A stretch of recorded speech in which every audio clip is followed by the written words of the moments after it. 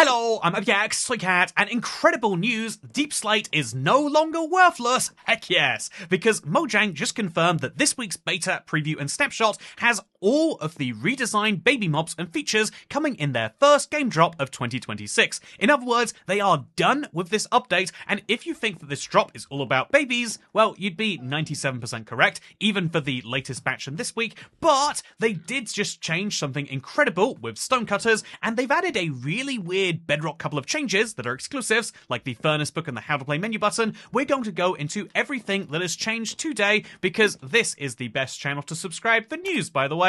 I believe we've only missed one content, like actual new features, beta preview or snapshot in the last, several years, so I'm pretty impressed with that record, but we need to start by clarifying what's in this, preview right here, because they just added 5 brand new types of babies. Well, they say 5, but actually, the brand new baby panda is adorable and comes in quite a few variants. Crying pandas and regular pandas and brown pandas have all got brand new baby variants, and in case you're wondering, does this come with new behavior? Nope. Just like the rest of the drop, everything inside of this is a visual change to make the mobs more consistent, and so the baby Striders are absolutely adorable. Look at their face. Look how sad he is when he's outside of water, and look how happy he is when he's inside. These are really simplistic textures that are meant to fit Minecraft better than the current ones. That is the idea behind the entire drop, and that's why we've also seen the Sniffers, a very recent Minecraft mob, go through this change as well. It seems as though the stylistic decision change literally dates back to 2023, and so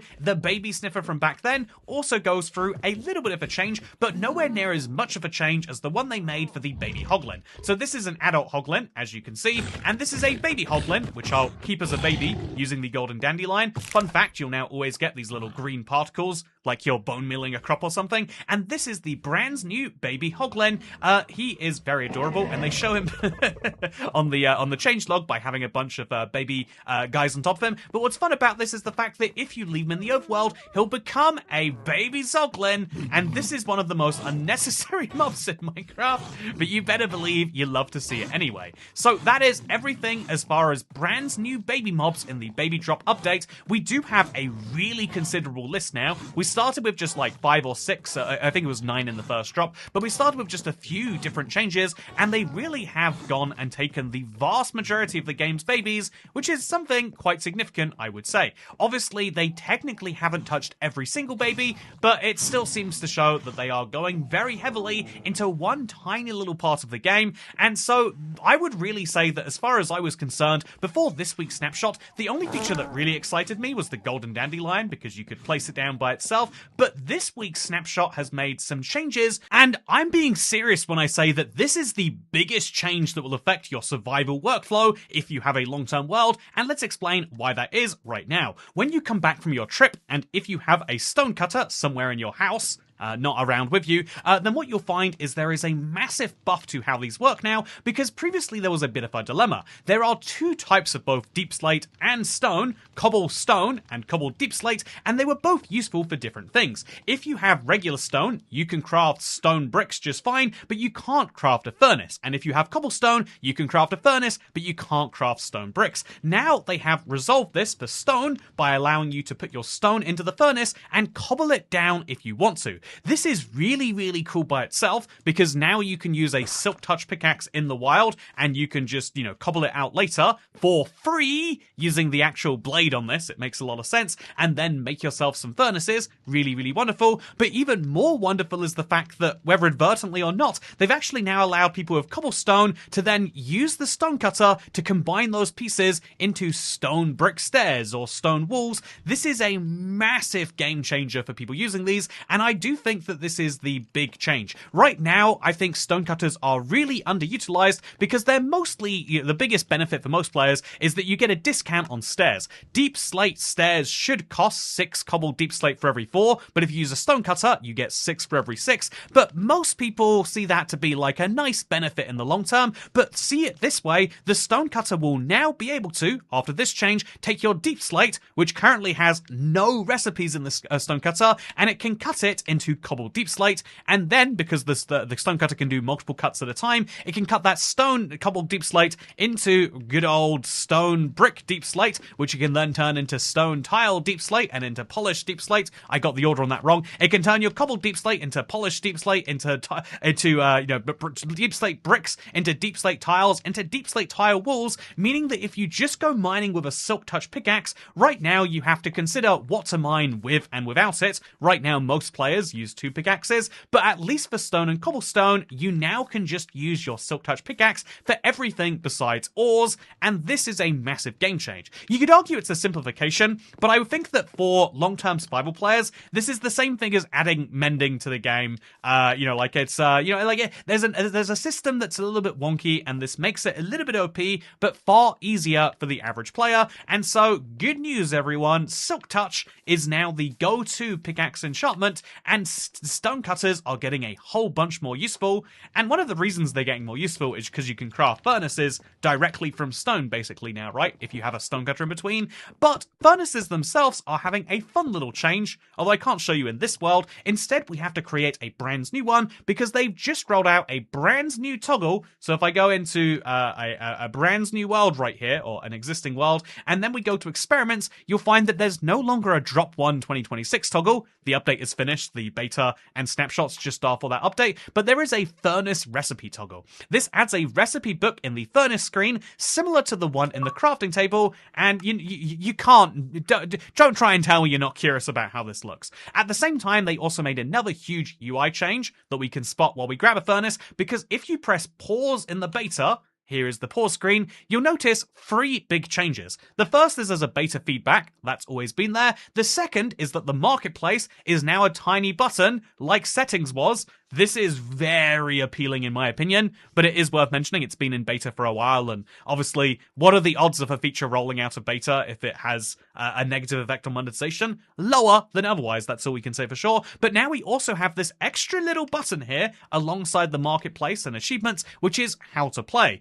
Instead of having to go settings, and then from settings, how to play up here, instead now you go inside the game to how to play. This kind of makes sense for the way that they designed this to be. I think, you can place blocks here and you can do your first craft and etc, etc. I still think that this is one of the most unusable menus for if you actually have a question. And if you want me to be flayed alive, I feel like weirdly enough, this is one of the few parts of Minecraft that is so bad right now that it would be improved by a LLM of some form. I think obviously the better tutorial world is the console one, but right now I have no idea how to solve how to make a craft, how to make a furnace, for example. I assume that it would be in the crafting table, and but it doesn't tell me that that is the solution, for example. If you have a question, you're unlikely to find the answer if you're at a low enough level that you don't understand how to find the answer. But anyway, there is a brand new furnace book, which is basically meant to be like a recipe book. So if you've never seen the recipe book, it's this actually I think we have to be in survival for this. The recipe book is a way to tell you how you can craft what things. So it will tell me what I can and cannot craft based on what I have, and it allows me to craft it by simply clicking it in the book. This exists on Java and on Bedrock, but it's much better on Bedrock, is my hot take right here. But now we're getting a version of this for the furnace where it looks like, oh, it's weird. Oh god, it's strange.